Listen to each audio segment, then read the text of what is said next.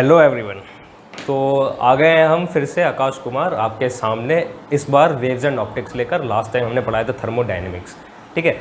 तो waves and optics हम पढ़ेंगे। पूरा लेक्चर हमारा जैम के अकॉर्डिंग होगा, सिलेबस हमारा जैम के अकॉर्डिंग होगा और बुक्स फॉलो करेंगे कुछ, ठीक है। आप लोग नोट्स फॉलो करेंगे, बुक्स फॉलो करेंगे, टेस्ट सीरीज़ फॉलो करेंगे और क्या क्या फॉलो करेंगे, बुक्स, नोट्स, टेस्ट सीरीज़ और जो भी आपकी बाकी की जो जितने डाउट्स वगैरह फैकल्टी हैं उनके पास आप क्वेश्चन जाकर पूछेंगे तो आपके लिए आसानी रहेगी, ठीक है। तो हमारा जो पैटर्न है इस बार वो यही है कि पहले लेक्चर के अंदर आपको क्वेश्चंस प्रोवाइड किए जाएंगे, ठीक है। क्वेश्चंस साथ के साथ सॉल्व करवाए जाएंगे और आपके साथ के साथ जो असाइनमेंट्स हैं या फिर जो भी आपके डाउट्स हैं वो हमसे पूछेंगे, असाइनमेंट्स पूरा करेंगे और अपने टेस्ट सीरीज़ वगैरह देंगे और आपका सिलेक्शन हो जाएगा। तो ये हमारा मेन मोटिव है। तो वेव्स एंड ऑप्टिक्स की अगर बात करते हैं तो वेव्स एंड ऑप्टिक्स में हम जो हमारा पूरा लेक्चर सीरीज़ होगा वो जैम के सिलेबस के अकॉर्डिंग होगा। जो हमारा जैम का सिलेबस है उसमें एक का एक चीज़ मैं आपको पढ़ाऊँगा, ठीक है। कुछ भी नहीं छोड़ूंगा और थोड़ा एक्स्ट्रा भी पढ़ाऊँगा, जैम के सिलेबस के अकॉर्डिंग ही पढ़ाऊँगा, ठीक है। तो जैम के सिलेबस में जो भी आपका थोड़ा लेंसेज के बारे में पढ़ेंगे, ठीक है। आपका वेव के बारे में पढ़ेंगे, ठीक, वेव्स के बारे में पढ़ेंगे। जो आपका इंटरफेरेंस है, इंटरफेरेंस पढ़ेंगे, डाइफ्रैक्शन पढ़ेंगे, types of diffraction, types of interference, ठीक है। यानी कि यंग्स डबल स्लिट पढ़ेंगे, यंग्स डबल स्लिट एक्सपेरिमेंट और आपका माइकलसन इंटरफेरोमीटर पढ़ेंगे, ठीक है। माइकलसन्स इंटरफेरोमीटर और आपका लॉयड्स मिरर पढ़ेंगे, ठीक, लॉयड्स मिरर पढ़ेंगे और आपका फ्रेस्नेल बाइप्रिज्म पढ़ेंगे और भी आपके जितने भी न्यूटन्स रिंग्स हो गया वो पढ़ेंगे, या फिर आपका थिन फिल्म हो गया, थिन फिल्म वो भी पढ़ेंगे, ठीक है। तो ये सारे हमारे इसके टॉपिक्स होंगे इंटरफेरेंस के। डाइफ्रैक्शन में आपका जो भी जितने भी तरह के डाइफ्रैक्शन होते हैं, सिंगल स्लिट, डबल स्लिट, और जो आपका जो हम बुक फॉलो करेंगे, बुक मैं पहले बता देता हूँ। जो बुक फॉलो करेंगे वो हम करेंगे अजॉय घटक। सिर्फ एक ही बुक फॉलो करनी है। इस बुक के अलावा कोई दूसरी बुक आप टच भी नहीं करेंगे। जितना सब कुछ है वो सब इसी बुक में है। दूसरी बुक कोई मैं आपको रिकमेंड नहीं करूँगा और ना ही आप उसको कभी देखेंगे। सिर्फ आप अजॉय घटक आपके पास है तो सही है, अगर नहीं है तो ख़रीद लीजिए। जो नहीं खरीद सकता, जो फ़ोन पर पढ़ता है, वो इसकी PDF डाउनलोड कर सकता है। इसकी PDF भी है, थोड़ा पुराने एडिशन की मिलेगी लेकिन वो काम चलाऊ है, ठीक है। तो बुक है, इसकी PDF भी अवेलेबल है, PDF अवेलेबल है। अगर आपको PDF नहीं मिलती है तो आप फैकल्टी को बताएंगे, वो आपको अवेलेबल करवा देगा ऐप पर या फिर आपके ग्रुप पर आपको अवेलेबल करवा दी जाएगी PDF, ठीक है। और बुक भी आप खरीद सकते हैं, अगर आपके पास बुक है तो वो ज़्यादा फ़ायदेमंद है, ठीक है भाई। तो ये बुक हो गया हमारा। इंटरफेरेंस में ये सारी चीज़ें होंगी। डाइफ्रैक्शन में जो हमारा बुक में जो डाइफ्रैक्शन है वो काफ़ी डिटेल में दिया हुआ है, हम उतना डिटेल में नहीं जाएंगे। डाइफ्रैक्शन में जो आपका फ्रेस्नेल डाइफ्रैक्शन है, फ्रेस्नेल डाइफ्रैक्शन में आपका फ्रेस्नेल इंटीग्रल भी आएगा, तो वो फ्रेस्नेल इंटीग्रल हम नहीं पढ़ेंगे, ठीक है। तो फ्रेस्नेल इंटीग्रल हम नहीं पढ़ेंगे, ठीक है। तो डाइफ्रैक्शन भी हम जितने भी तरह के डाइफ्रैक्शन है वो पढ़ेंगे, बस फ्रेस्नेल इंटीग्रल नहीं पढ़ेंगे। इसके बाद हम पढ़ेंगे polarisation of wave, plane polarisation, circularly polarised light, linear polarised light, circular polarised light, ठीक है, प्लेन पोलराइज्ड लाइट। तो ये सारी हम पोलराइजेशन के बारे में पढ़ेंगे और ये आपका शायद से लास्ट टॉपिक होगा पोलराइजेशन। तो ये दिखने में आपको कम लगता है लेकिन इंटरफेरेंस में जैसे बहुत कुछ है पढ़ने को। इंटरफेरेंस भी बहुत ज़्यादा टाइम लेगा आपका, डाइफ्रैक्शन इंटरफेरेंस से थोड़ा कम लेगा लेकिन इक्वली इंपॉर्टेंट है डाइफ्रैक्शन, और पोलराइजेशन सबसे ज़्यादा इंपॉर्टेंट है भाई। पोलराइजेशन आपको ज़रूर पढ़ना है, ठीक है। तो ये हमारा थोड़ा सिलेबस का मैं आपको समराइज़ कर दिया है। बाकी सिलेबस आपका जैम की वेबसाइट पर है ही, आप उसको जाकर देख सकते हैं, ठीक है भाई। तो आगे हम बढ़ते हैं। आज का जो लेक्चर, तो लेक्चर सीरीज़ में मैं आपको इसमें मैंने जैसे कि बताया हम साथ के साथ क्वेश्चंस करेंगे। तो क्वेश्चंस करेंगे और हर लेक्चर में मैं आपको पहले थ्योरी बताऊंगा, थ्योरी के ऊपर जितना भी क्वेश्चन है वो मैं जितना भी पॉसिबल होगा वो मैं आपको करवाऊँगा, ठीक है। अब जो मैं पहले से यहाँ पर कुछ टॉपिक्स लिख दूँगा जो कि इन्हीं टॉपिक्स में से आज का डिस्कशन होगा, ठीक है। हर लेक्चर में जितने टॉपिक्स यहाँ लिखे हुए हैं वही टॉपिक्स हम पढ़ेंगे, जो बच जाएंगे उनको अगले लेक्चर में कवर करेंगे, ठीक है। तो आज के टॉपिक से हमारा पहला शुरू करेंगे लाइट से। तो भाई लाइट क्या है? तो लाइट को अगर हम देखें तो लाइट क्या होती है, लाइट इज़ अ वेव या फिर पार्टिकल नेचर भी होता है लाइट में। तो लाइट कब फॉर्म होती है, हम सबसे पहला क्वेश्चन हमारा ये बनता है कि फॉर्मेशन ऑफ लाइट क्या है। तो फॉर्मेशन ऑफ लाइट को अगर हम देखें, फॉर्मेशन ऑफ लाइट, लाइट बनती कैसे है, ठीक है। तो होता क्या है कि आपके पास कोई एटम है, इसको हमने एनर्जी दिया और ये अपना ग्राउंड स्टेट छोड़कर ये कुछ हाइयर एनर्जी स्टेट में चला गया। ये एक्साइटेड स्टेट है और ये है आपका ग्राउंड स्टेट, ठीक है।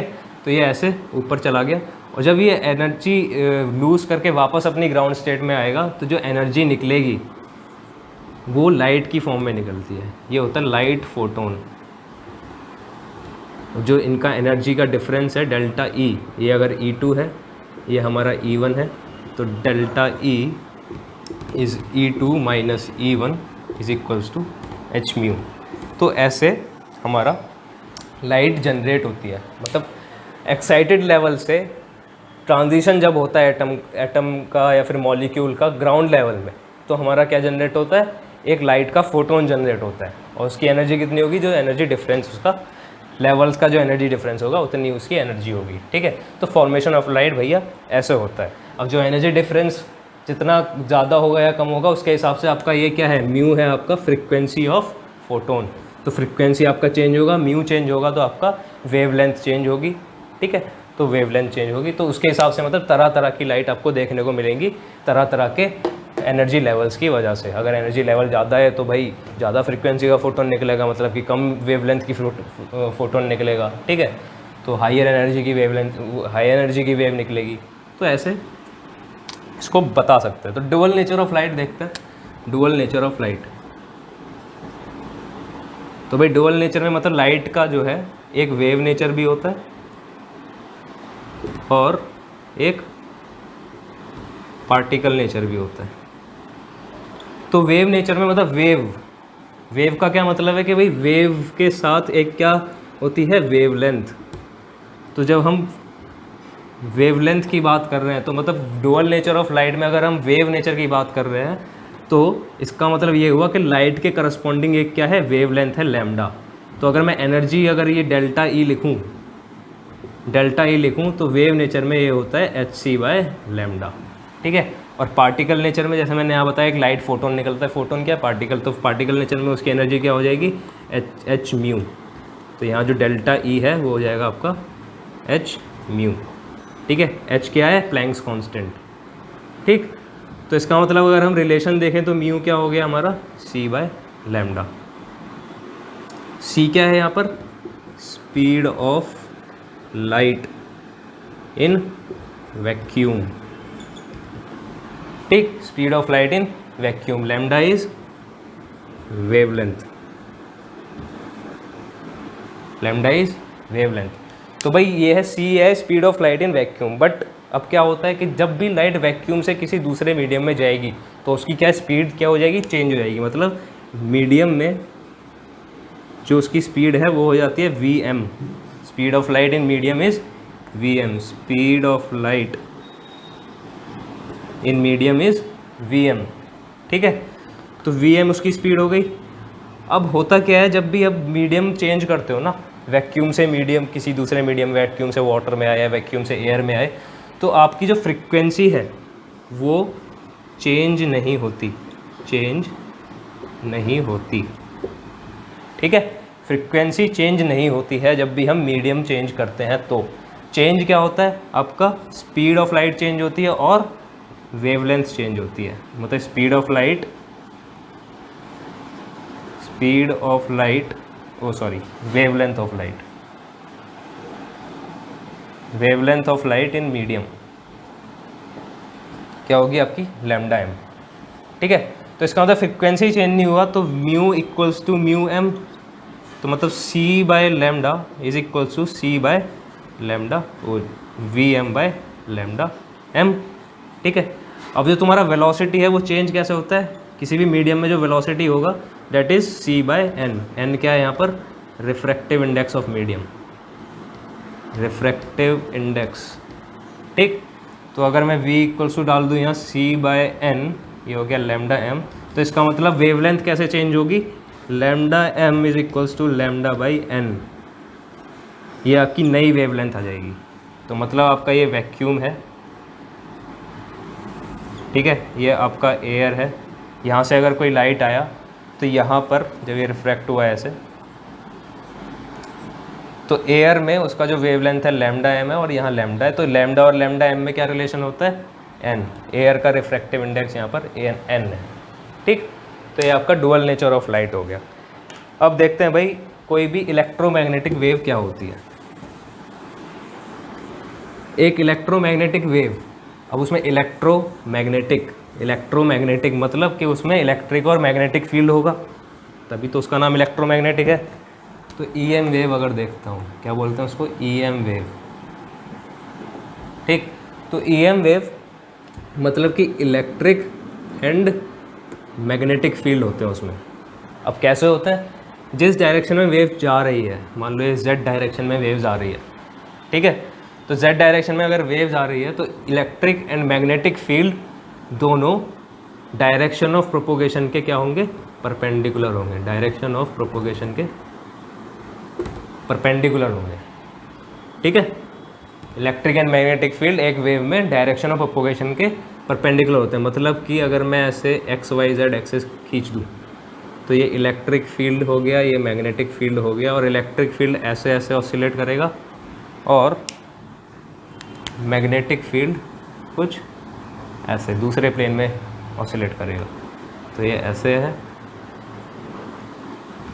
और ये आपका ऐसे है, ठीक है। तो प्लेन अलग अलग है, लेकिन दोनों प्लेन z के परपेंडिकुलर हैं। तो इसके परपेंडिकुलर हैं, तो E और B भी आपस में क्या होंगे, परपेंडिकुलर ही होंगे, ठीक है।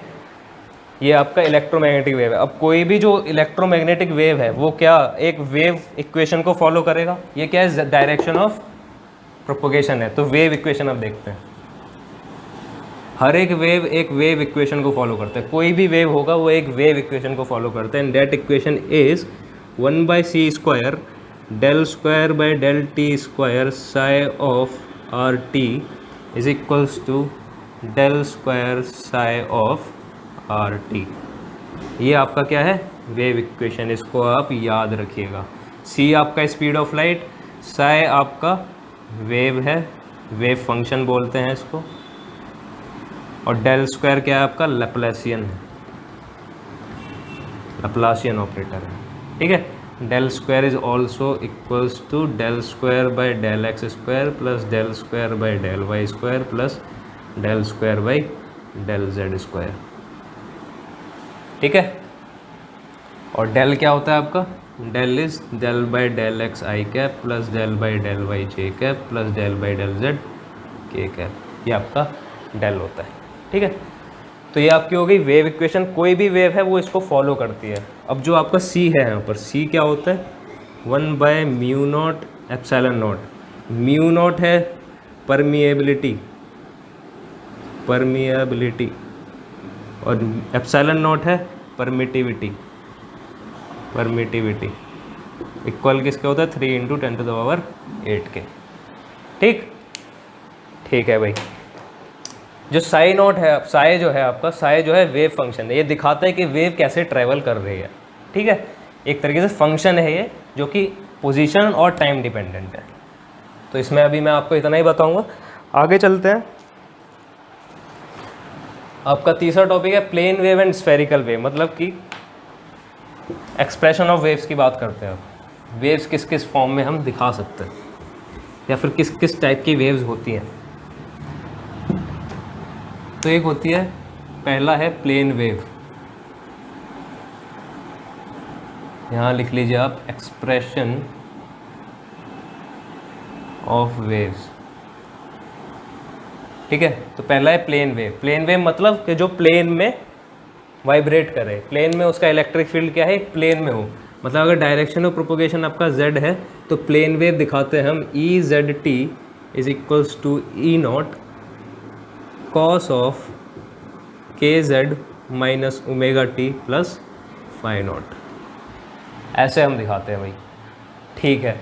अगर आपका डायरेक्शन ऑफ प्रोपोगेशन z है तो। ठीक है भाई, तो ये है आपका डायरेक्शन ऑफ प्रोपोगेशन। जो k है उसको बोलते हैं हम वेव वेक्टर। ठीक है, और यहाँ पर अगर वन डायमेंशन की बात करते हैं तो इसको बोलते हैं हम एंगुलर वेव नंबर। ठीक, t आपका टाइम है और ओमेगा है आपकी एंगुलर फ्रीक्वेंसी, फाई नॉट है आपका फेज, इनिशियल फेज। ठीक, सबसे पहले चीज़ देखिए आप, ये K Z minus omega T plus phi nought क्या है? इसको बोलते हैं हम phase of wave,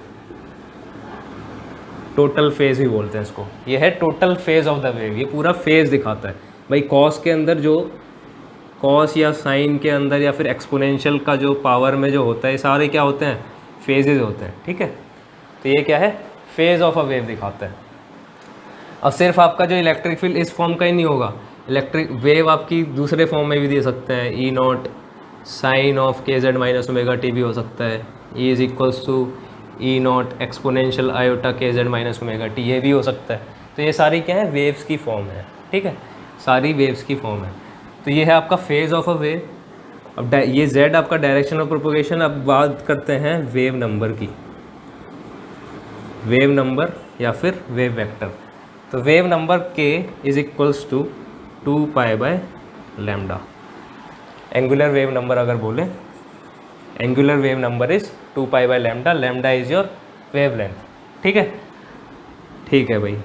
and omega angular frequency की बात करें अगर, omega is equals to 2 pi by t. ठीक है, या फिर 2 पाई म्यू। टी क्या है आपका? Time period.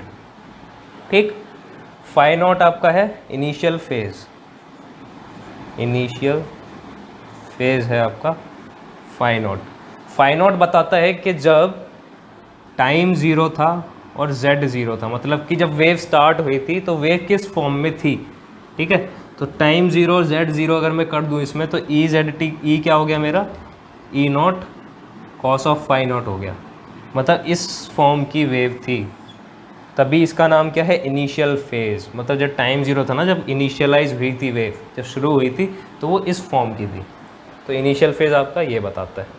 अब आगे बढ़ते हैं हम फेज डिफरेंस पर।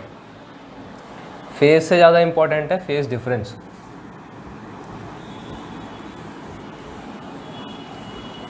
फेज से ज़्यादा इम्पॉर्टेंट है फेज डिफरेंस। फेज डिफरेंस इसको दिखाते हैं हम ये वाले डेल्टा से।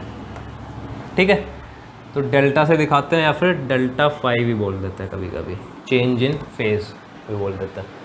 ठीक, तो ये आपका हो गया फेज डिफरेंस। फेज डिफरेंस का मतलब होता है कि आपके पास दो वेव अगर मैं दे दूँ, दोनों का कुछ फेज होगा।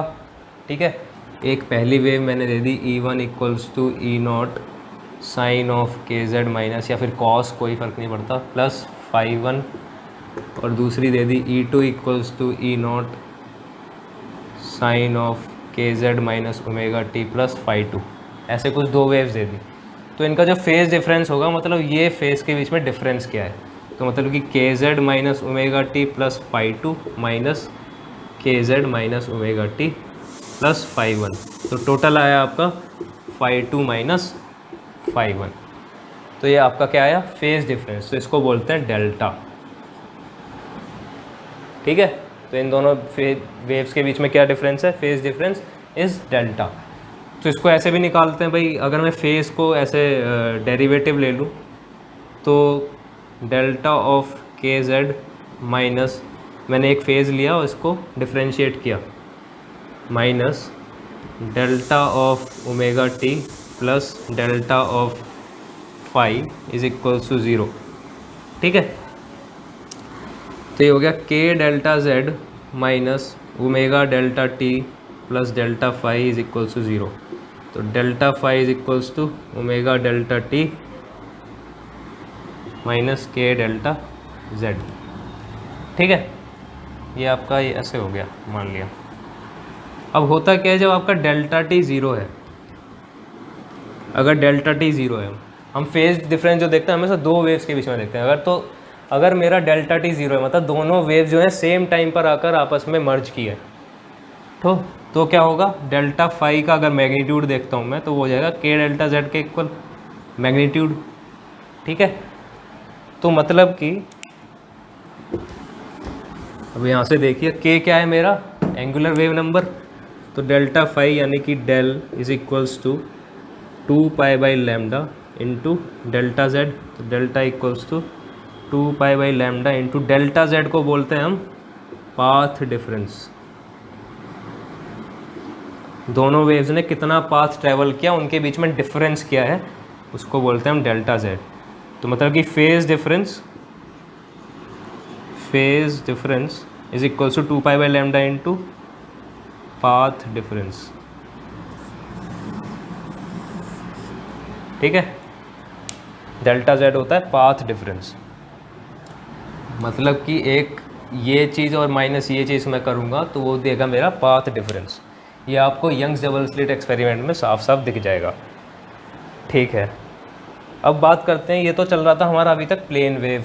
ये क्या है, प्लेन वेव का इक्वेशन। अगर मेरा स्फेरिकल वेव हो तो क्या है, सब कुछ सेम रहेगा, बस इक्वेशन थोड़ा चेंज हो जाएगा। इक्वेशन थोड़ा चेंज हो जाएगा, कैसे दिखाता है, ये सब आपका सेम रहेगा। यहाँ पर क्या आ जाएगा, ई नॉट बाय आर आ जाएगा बस। तो हो जाती है आपकी दूसरी टाइप की wave, that is spherical wave. इसको बोलते हैं spherical wave. E one is E not by R sine K Z minus omega T plus five, ठीक। तो ई नॉट बाई आर मतलब अब एक और चीज़ देखिए, intensity of a wave, intensity of a wave इसको दिखाते हैं हम आई से। तो ये जो होता है इज़ डायरेक्टली प्रोपोर्शनल टू, ये याद रखना, intensity is directly proportional to amplitude का स्क्वायर, ठीक है। Intensity is directly proportional to amplitude का स्क्वायर। एम्पलीट्यूड क्या है अभी इसका, E1 या फिर E ले लो, E। तो I is proportional to E square, ठीक है। तो प्लेन वेव में क्या होता है, प्लेन वेव में I is proportional to E square होगा, लेकिन यहाँ पर क्या हो जाएगा, जब I is proportional to E square है तो यहाँ पर हो गया आपका E नॉट स्क्वायर। ये आ गया प्लेन वेव का, प्लेन वेव, ठीक। यहाँ पर जो हो जाएगा आपका I is proportional to E not square sine square K Z minus omega T plus phi not divided by R square, मतलब intensity is inversely proportional to are square. ये होता है स्फेरिकल वेव्स का। और स्फेरिकल वेव्स बनते कैसे हैं, एक पॉइंट सोर्स होगा मेरे पास, तो पॉइंट सोर्स क्या है, एक ऐसे स्फेरिकल वेव्स निकालेगा, एक स्फेयर की फॉर्म में निकलते हैं। जैसे कि बल्ब है अगर तो बल्ब जो है एक स्फेरिकल वेव्स निकालता है, ठीक है। तो तभी आपको अब इंटेंसिटी जो है inversely proportional to are square है, ठीक। तो मतलब कि जैसे जैसे डिस्टेंस बढ़ेगा इंटेंसिटी कम होगी। इसका मतलब अगर हम बल्ब से जैसे जैसे दूर जाएंगे तो हमको लाइट जो है कम दिखेगी। तो ऐसा ही तो होता है भाई, बल्ब से इतना दूर बैठो तो उतना ही कम इंटेंसिटी की लाइट हमारी नोटबुक पर पड़ती है, ठीक है। तो intensity of a wave is inversely proportional to are square, ये याद रखना, ठीक है, ऑफ अ स्फेरिकल वेव। अच्छा ठीक है, तो स्फेरिकल वेव बनती हैं किसकी वजह से, पॉइंट सोर्स की वजह से। पॉइंट सोर्स जो प्लेन वेव थी, अब देखिए आप, अब मैं बताता हूँ आपको,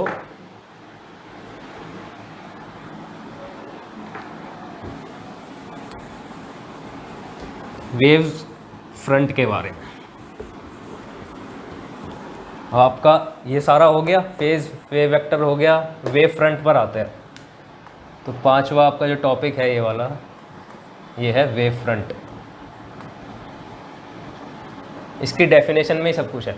तो वेव फ्रंट का मतलब है कि all the points in space, all the points in space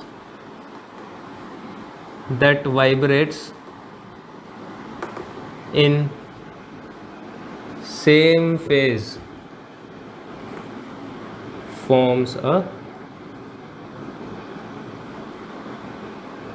a wave front। जैसे कि अभी पॉइंट सोर्स का एग्जांपल ले लिया था, तो पॉइंट सोर्स ऐसे लाइट एमिट करेगा, ऐसे CT लाइट बाहर गया, ठीक है, तो CT उसने डिस्टेंस कवर किया। अब ये हर डायरेक्शन में CT अगर मैं जाऊँ तो ऐसे मुझे बहुत सारे पॉइंट्स मिलेंगे और सारे पॉइंट्स क्या बनाएंगे, एक सर्कल बनाएंगे, ठीक है। और ये क्या होगा, सेंटर पर होगा। तो ये जो सर्कल या फिर स्फेयर जो बनेगा, स्फेयर बनेगा, तो स्फेयर जो बनेगा इसको क्या बोलूँगा मैं, वेव फ्रंट, ठीक है। क्योंकि ये सारे पॉइंट जो हैं ये सेम फेज हैं या फिर सेम पॉइंट्स हैं। एक तरीके से बोल सकता हूँ कि ये सारे पॉइंट्स क्या हैं, सेम पॉइंट्स हैं, क्योंकि सारे सेम फेज में वाइब्रेट कर रहे हैं, ठीक है।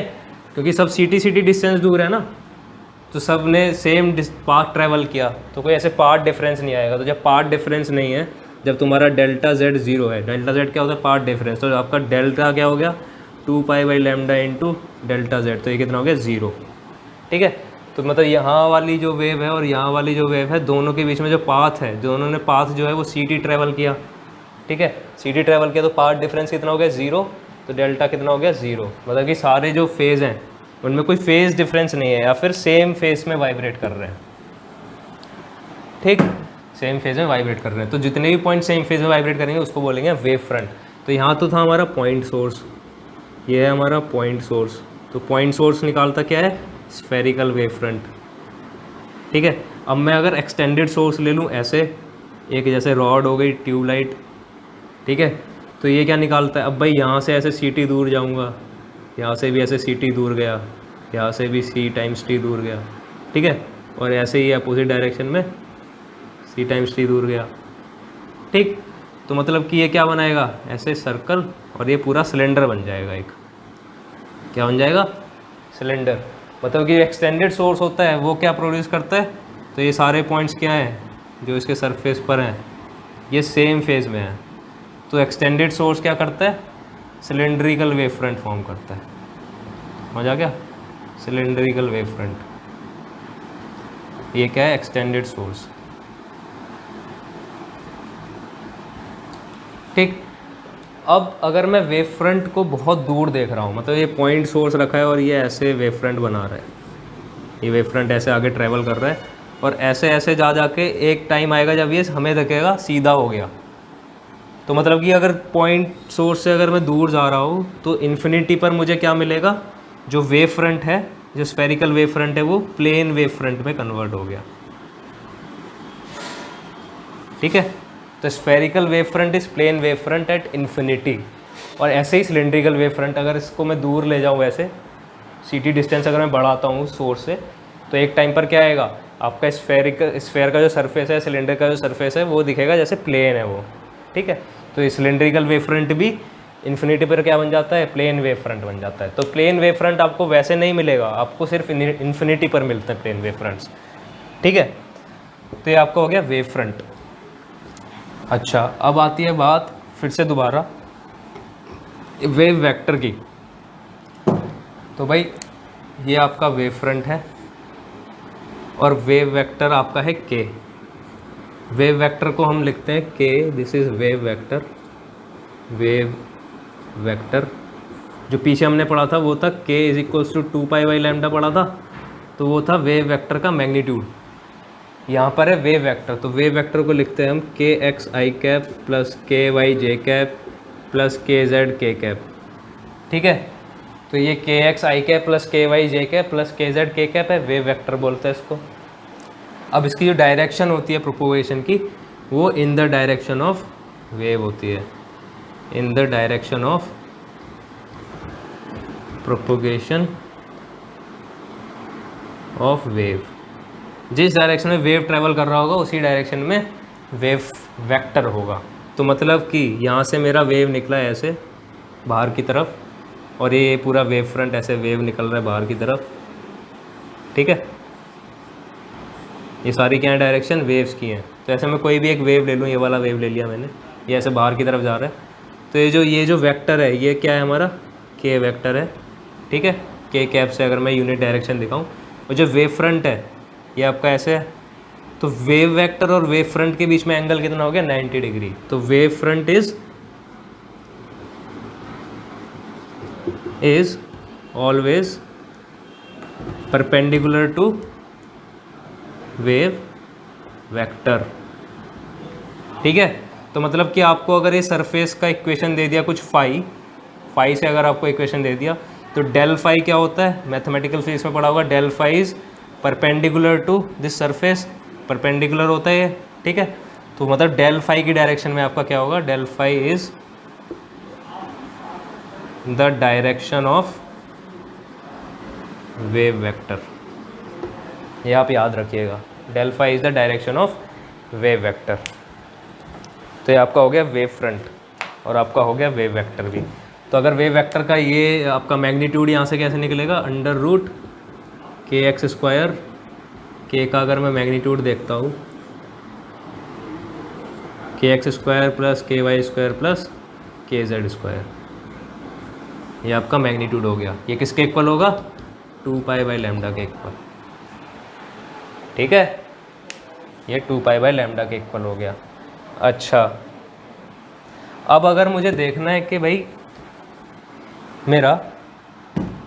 अगर मुझे क्वेश्चन में आता है कि पहले तो फाई दे दिया, बोला कि वेव वेक्टर बताओ क्या होगा, वेव वेक्टर का डायरेक्शन बताओ, तो हम डेल फाई निकालेंगे और वही डायरेक्शन होगा वेव वेक्टर का। ठीक है, अब अगर बोल रहे हैं कि अब ये बताओ कि जो वेव जा रहा है वो एक्स एक्सिस से कितना एंगल बना रहा है, मतलब कि आपका ये वेव जा रहा है और ये मेरा एक्स वाई और जेड है।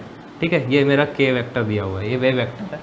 अगर इस डायरेक्शन में मेरा वेव जा रहा है तो बोल रहे हैं कि एक्स एक्सिस से कितना एंगल बना रहा है। तो भाई के को हम क्या करेंगे, रिजॉल्व कर लेंगे। ये अगर अल्फ़ा है, ये बीटा है और ये गामा है। ठीक है, ये क्या है, गामा। तो अल्फ़ा क्या होगा हमारा, alpha is cos alpha is K X by cos beta is K Y by K magnitude cos gamma is K Z by K magnitude. तो ये आपका, इसको बोलते हैं डायरेक्शन इंडिसेस भी बोलते हैं इनको। ठीक है, तो ये आपका cos alpha cos beta cos gamma निकाल लेंगे, यहाँ से अल्फ़ा निकाल लेंगे तो आपको एंगल मिल जाएगा के जो है एक्स एक्सिस से कितने डायरेक्शन पर जा रहा है, कितने एंगल उससे बनाकर जा रहा है। ठीक है, ठीक है जी, ये आपका हो गया वेव वेक्टर भी। अब वेव्स इन 3D की बात करते हैं। वेव वेक्टर क्या है, डायरेक्शन ऑफ प्रोपोगेशन की डायरेक्शन में होता है वो। यानी कि अगर मैं कोई वेव अगर मुझे दिया हुआ है E is equals to E Z T is equals to E not sine of के Z minus omega T plus five. ठीक, तो इसमें डायरेक्शन ऑफ के क्या होगा, क्योंकि अब ई जेड टी है, इसका मतलब वेव किस डायरेक्शन में जा रहा है, जेड डायरेक्शन में जा रहा है। ठीक है, तो के की भी डायरेक्शन क्या होगी, जेड डायरेक्शन होगी। जिस डायरेक्शन में वेव जा रहा है उसी डायरेक्शन में के होता है। तो अगर अब बात करते हैं हम वेव्स इन 3D की।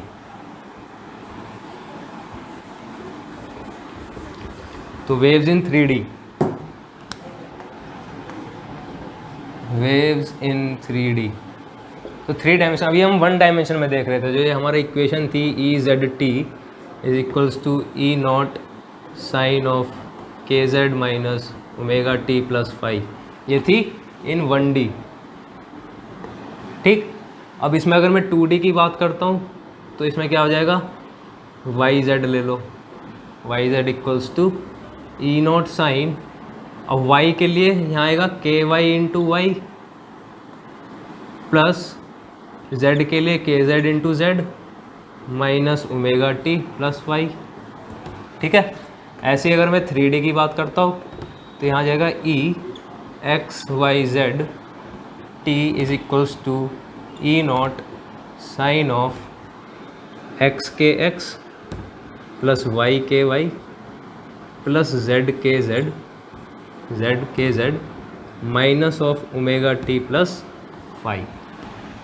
ये आपका आ गया 3D में, आपकी ये वेव इक्वेशन आ गई। ठीक, अब एक्स वाई जेड, अब इसको मैं एक और फॉर्म में लिख सकता हूँ, that is E r t. R क्या है आपका, पोजीशन वेक्टर, आर है आपका पोजीशन वेक्टर एक्स आई कैप प्लस वाई जे कैप प्लस जेड के कैप। ठीक, ये आपका ई आर टी अगर मैं देखूं तो आ जाएगा E not sine of k dot r minus omega T plus phi. ये आपका इलेक्ट्रिक फील्ड आ गया ऐसे। के क्या है आपका वेव वेक्टर और आर का है आपका पोजीशन वेक्टर। ठीक है, तो के क्या है हमारा यहाँ पर के एक्स आई कैप प्लस के वाई जे कैप प्लस के जेड के कैप, ये आपका के है। तो ये होती है वेव्स इन 3D। ठीक है भाई, तो ये आज की थ्योरी है। अब आगे देखते हैं थोड़े से क्वेश्चन जल्दी से और फिर अगले लेक्चर में मिलेंगे। ठीक, तो क्वेश्चन नंबर पहला देखिए भाई। क्वेश्चन फर्स्ट है find the phase difference between E Z t. एक आपको वेव दिया हुआ है E Z T is E not sine of omega T minus के जेड, और दूसरा वेव दिया हुआ है आपको E Z T is equals to E not sine of के जेड माइनस ओमेगा टी। देखिए भाई अब क्या करना है, फेज डिफरेंस निकालने के लिए सबसे पहला स्टेप आपको ये करना है कि आपको कोई भी एक वेव पकड़नी है और उसमें या तो के जेड माइनस ओमेगा टी बनाओ दोनों वेव्स में, या फिर ओमेगा टी माइनस के जेड बनाओ दोनों वेव्स में। तो अगर मैं ऊपर वाले को फिक्स कर दूं और दूसरे वाले को चेंज करूं, इसको मैं अगर चेंज करूं तो ये E not sine of minus omega T minus के जेड हो गया। ये पहला स्टेप है। तो ये हो गया E not sine of minus X is minus sine X, तो minus E not sine of omega T minus के जेड हो गया। और sine of pi plus X क्या होता है, माइनस ऑफ साइन एक्स। ठीक है, तो ये हो गया E not sine of omega T minus के जेड प्लस पाई। ठीक है, अब मैंने फेज डिफरेंस क्या बताया था, फेज डिफरेंस मतलब ये पूरा माइनस ये, तो ये पहली वेव थी, ये दूसरी वेव है। ठीक, तो इनको दोनों को सब्ट्रैक्ट करूँगा तो क्या आएगा, फेज डिफरेंस आपका पाई का आ गया। ठीक है, अब इसमें बहुत ज़रूरी बात ये है कि आपकी जो डिफरेंट फॉर्म्स ऑफ वेव्स हैं वो एक वेव में बता देता हूँ। साइन ऑफ ये इस टाइप की हो गई K Z minus omega T plus five E is equals to E not cos of के Z minus omega T E is equals to E not exponential iota के जेड माइनस ओमेगा टी। ठीक, तो आपका एक condition होती है कि phase difference कब निकाल सकते हैं और कब नहीं निकाल सकते हैं। अगर आपका फॉर्म इस टाइप का है, दो आपको वेव्स दे दिए, एक दे दी E equals to E not iota के Z minus omega T X cap, और दूसरी दे दी मेरे को E is equals to E not iota omega T minus के जेड। ठीक है, तो क्या हम इसमें फेज डिफरेंस निकाल सकते हैं, ये हमारा क्वेश्चन बनता है। ठीक है, ये है हमारी वाई कैप में, तो ये K Z minus omega T minus के जेड। तो टर्न्स आउट ये पता चलेगा कि भाई इसमें इस टाइप की वेव्स में हम फेज डिफरेंस नहीं निकाल सकते। क्यों नहीं निकाल सकते, क्योंकि हमारा ये सेम होना चाहिए। एक्सपोनेंशियल की जब हम बात कर रहे हैं ना, जब एक्सपोनेंशियल की फॉर्म में लिखा हुआ है तो हमारा के जेड माइनस ओमेगा टी है, तो इधर भी के जेड माइनस ओमेगा टी होना चाहिए। ठीक है, क्योंकि आप इसको कन्वर्ट नहीं कर सकते, अब आप इसको इस फॉर्म में नहीं ला सकते। तो जब इस फॉर्म में नहीं ला सकते तो आप फेज डिफरेंस नहीं निकाल पाएंगे। तो या तो इधर भी के जेड माइनस ओमेगा टी होना चाहिए और इधर भी के जेड माइनस, या फिर दोनों में ओमेगा टी माइनस के जेड होना चाहिए। ठीक है, अगर ऐसे माइनस साइन का डिफरेंस आ रहा है, एक्सपोनेंशियल की अगर बात है, साइन और कॉस की नहीं, सिर्फ एक्सपोनेंशियल की अगर बात है, तो इसमें phase difference can not be found. ठीक है, तो ये आपका इम्पॉर्टेंट पॉइंट है। अब देखते हैं अगला क्वेश्चन। तो अगला क्वेश्चन है कि आपको एक वेव है इस टाइप का ई नॉट एक्सपोनेंशियल आयोटा के Z minus omega T X cap plus iota E not exponential iota के Z minus omega T Y cap. ठीक है, ये आपका वेव है। अच्छा, एक चीज़ मैं आपको बता देता हूँ कि ये जो एक्स कैप और वाई कैप क्या है, ये है direction of electric field, plane of electric field भी बोल सकते हैं। जैसे कि मैंने बताया था ना, अगर जेड डायरेक्शन में मूव कर रहा है तो ये चीज़ बताती है आपकी किस डायरेक्शन में मूव कर रहा है, और ये चीज़ बताती है आपकी इलेक्ट्रिक फील्ड किस प्लेन में है। ठीक है, तो अगर ये एक्स कैप है मतलब ये एक्स ऐसे ऐसे मूव कर रहा है। ठीक है, मतलब एक्स की डायरेक्शन में ऑसिलेशन है। ठीक, तो यहाँ पर एक्स की डायरेक्शन में ऑसिलेशन है या वाई की डायरेक्शन में ऑसिलेशन है। तो एक्सपोनेंशियल आयोटा के जेड माइनस ओमेगा टी और एक्सपोनेंशियल आयोटा के Z minus omega T Y cap. तो देखिए यहाँ दोनों सेम है, k Z minus omega t, k Z minus omega t. तो यहाँ फेज डिफरेंस निकाल सकते हैं। अब निकालने के लिए क्या करना है, हमें दोनों का जो एम्पलीट्यूड है उसको सेम कर देना है। तो ई नॉट और ई नॉट, यहाँ पर भी ई नॉट करो, यहाँ पर भी ई नॉट करो। तो लेकिन यहाँ पर क्या एक्स्ट्रा आ रहा है, आयोटा। तो आयोटा को मैं क्या करूँगा, एक्सपोनेंशियल में ले जाऊँगा, आयोटा के जेड माइनस ओमेगा टी। तो आयोटा को अगर एक्सपोनेंशियल में लिखना हो तो क्या लिखूँगा, exponential iota pi by two, तो यहाँ प्लस पाई बाई टू और आ जाएगा, ये वाई कैप। बाकी का सारा ये सेम रखेंगे। ठीक है, तो अब फेज डिफरेंस क्या है, k Z minus omega t, k Z minus omega T plus pi by two. तो फेज डिफरेंस आ गया मेरा पाई बाई टू। अगला क्वेश्चन है सेम इसी टाइप का है। ठीक है, कोई दिक्कत नहीं। चलो और उससे अगला क्वेश्चन देखते हैं। उसमें आपको दिया हुआ है कि कोई भी वेव है psi x Y Z T is equals to E naught root 3/2 k x plus half k y minus 5t। पूछा है फाइंड पहला फ्रीक्वेंसी, दूसरा लैम्डा और तीसरा direction of propagation with x axis. ये पूछा है भाई, तो देखिए क्या करना है। तो आपको वेव दिया हुआ है। अब मैंने 3D में, एक्स वाई जेड मतलब 3D में वेव है। 3D में क्या होता है भाई wave, E x Y Z T is equals to E not sine of, अच्छा यहाँ साइन है, साइन ऑफ एक्स के एक्स प्लस वाई के वाई प्लस जेड के Z minus omega T plus phi. तो यहाँ पर फाई तो ज़ीरो है, कंपेयर करें तो फाई क्या आ गया, ज़ीरो। ओमेगा कंपेयर करो, ओमेगा क्या आ गया 5। के जेड कितना आया 0। के वाई कितना आ गया, के वाई कंपेयर करो, के वाई आ गया 1/2 ऑफ के। के एक्स कितना आ गया, के एक्स कंपेयर करो, एक्स का कंपोनेंट ये आ गया √3/2 के। ठीक है, तो मेरा टोटल मैग्नीट्यूड कितना आ गया के का, √, के एक्स स्क्वायर प्लस के वाई स्क्वायर प्लस के जेड स्क्वायर। ठीक है, ये क्या होता है उसका मैग्नीट्यूड, और ये किसके इक्वल होगा 2π/λ के। 2π/λ के इक्वल होगा, के जेड 0 है, के एक्स के वाई की वैल्यू डाल दो, तो ये हो गया k²/4 प्लस 3k²/4। ठीक है, तो 4 से 4 कट गया, this implies k is equals to 2π/λ, यानी कि लैम्डा इज़ 2π/k। ये आपका आंसर आ गया। लैम्डा इतना आ गया, ओमेगा आपका कितना आ गया 5 रेडियंस आ गया। ठीक है, 5 रेडियंस पर सेकेंड। ठीक है भाई, अब क्या निकालना है, direction of propagation with x axis. तो मैं ये आपको पहले ही बता चुका हूँ भाई, डायरेक्शन ऑफ प्रोपोगेशन कैसे निकालते हैं, cos alpha cos beta cos gamma. तो कॉस अल्फ़ा क्या होता है, के x divided by x axis से निकालना है ना, तो एक्स एक्सिस से एंगल कितना है अल्फ़ा, तो कॉस अल्फ़ा ये होता है के एक्स कितना है मेरा k/2 या फिर √3k/2। ठीक है, √3k/2, और k कितना है हमारा, k का मैग्नीट्यूड कितना है उसको मैं ले लेता हूँ, k का मैग्नीट्यूड तो k ही है।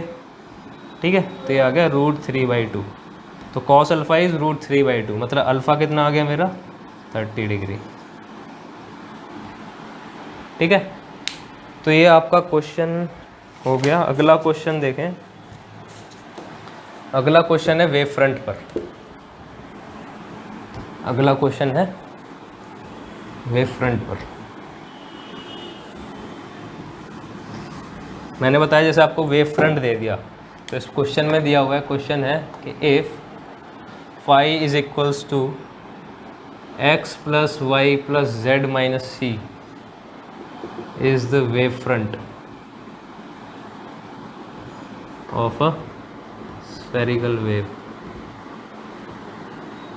ठीक है, तो बोल रहा है find the direction of propagation, इसमें भी डायरेक्शन ऑफ प्रोपोगेशन निकालना है, direction of propagation with x axis. तो सबसे पहले डायरेक्शन ऑफ प्रोपोगेशन निकालना है, तो सबसे पहले आपका मोटिव क्या होगा कि आपके पास होना चाहिए के वेक्टर। ये सबसे पहला आपका मोटिव होगा कि हमको क्या चाहिए, के वेक्टर चाहिए। तो के वेक्टर कैसे निकालेंगे, के वेक्टर निकालने के लिए आपके पास वेव फ्रंट दिया हुआ है, तो वेव फ्रंट के परपेंडिकुलर डायरेक्शन में के वेक्टर होता है, तो डेल्टा फाई निकाल लेंगे। डेल्टा फाई क्या होता है, ग्रेडियंट इन फाई। तो ग्रेडियंट इन फाई मतलब ग्रेडियंट जो होगा वो परपेंडिकुलर डायरेक्शन टू फाई होगा। ठीक है, तो डेल्टा फाई जब हम निकालेंगे तो डेल्टा फाई आ गया आपका के कैप, इसकी जो यूनिट डायरेक्शन होगी delta phi by delta phi का मैग्नीट्यूड, क्योंकि ये वेक्टर क्वांटिटी है तो ये आएगा के कैप का मैग्नीट्यूड। डेल्टा फाई निकालिए तो इसका डेल्टा फाई आएगा कितना, आई कैप प्लस जे कैप प्लस के कैप डिवाइडेड बाई ये हो गया √3। तो ये आ गया के कैप की डायरेक्शन में। डेल्टा क्या होता है, del by del x I cap plus del Y J cap plus del by del Z के कैप, ये होता है आपका डेल्टा। ठीक है, तो ये आपका के कैप की डायरेक्शन आ गई, के की डायरेक्शन आ गई। तो अब यहाँ से के एक्स अगर मैं निकालता हूँ तो के एक्स इज़ 1/√3। ठीक है, ऐसे ही के वाई इज़ 1/√3 और के जेड इज़ 1/√3। तो कॉस अल्फ़ा क्या आ गया मेरा, के एक्स डिवाइडेड बाई के का मैग्नीट्यूड आ गया 1/√3 डिवाइडेड बाई के का मैग्नीट्यूड कितना है यहाँ पर, के का मैग्नीट्यूड है 1।